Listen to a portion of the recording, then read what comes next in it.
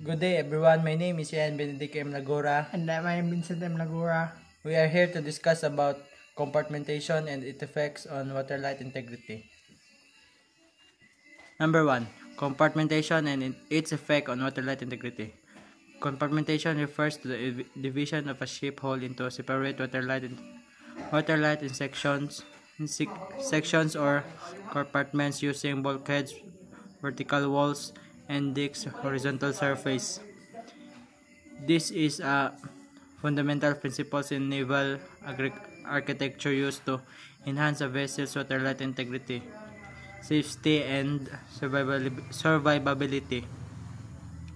How compartmentation works.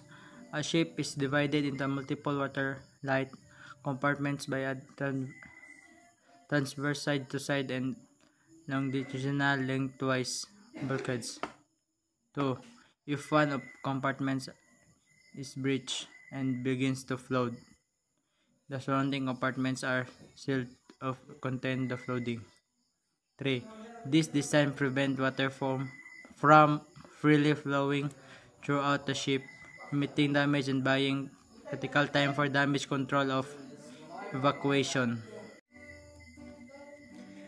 There are 4 types of effect on watertight integrity. Number 1. Limit flooding. A breach in the hull affects only the compartment it occurs in preventing rapid flooding of the entire vessels.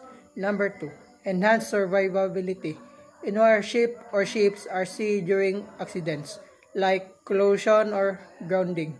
Compartmentation allows the vessels to stay afloat even when one or more sections are damaged.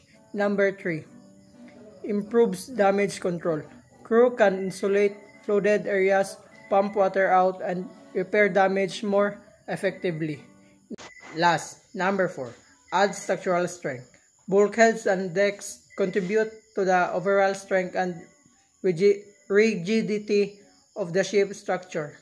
And that's all, sir. Thank you.